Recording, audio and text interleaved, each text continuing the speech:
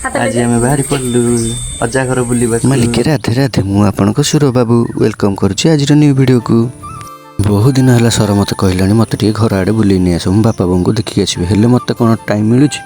Time मिलूनी duty एवं आज time final मिली मु सर को लेकिन आसी बापा घर बुलवाई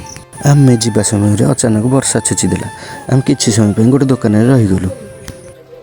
एबे वर्षा टिके छाड़ी मु कहली सर चल जी बाहरी ना पुणी वर्षा हम जापारानी दे जावा बेले पुराणा स्मृति किसी मन पड़ जाता दी जन गपसप मारी टे हसाहसी हो जाइलु। एबे आमे पहुँची गलु बुढ़ाखेरा छकरे टे जलखिया पत्र किणाकिणी करदेलु एठू आम ससुर घर अल्प बाट किणाकिणी करके सीधा बाहरी पड़लु ससुर घर। एबे फाइनाल आम पहुँची गलु ससुर घर गाँव रे सर पाद आउ लगुनि तले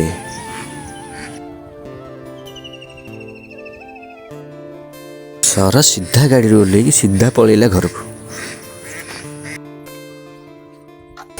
माँ झील को खुशी न कहले सरे केते दिन पर भेटा भेटी होती सब ठीक जे शला बाबू कहीं दिशुना कुआड़े गले जाऊँ देखे सी कुआड़े गले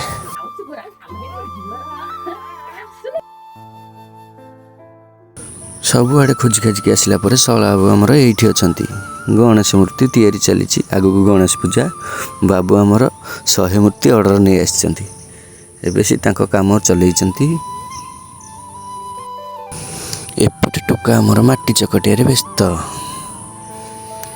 एपटू चाहिला बेलू केड बड़ बड़ मूर्ति 15-16 फुटिया मूर्ति सब बा भाई केते टैलेंट एपटे अनेला भाई आमर चलैचंती कार्यक्रम मूर्ति बंधा बंधी मुझे भाई नमस्कार भल अच्छा तो भाई कहले हाँ सब ठीक ठाक चलची कम सारिक आसला बेलू सर ए झील को एपटे खाइबा को दौची झील पूरा मजार चेयर रे बसी खाऊँ अजागर मोबाइल देखी बाबा एबे पूरा गरम गरम खाद्य आम परसा हो जाता शाढ़ी साहे दे परस कि शांति। जदि मोर ये छोटिया वीडियो भल लगी तो लाइक शेयर सब्सक्राइब कर दे। जय जगन्नाथ मु आपन सुर बाबू।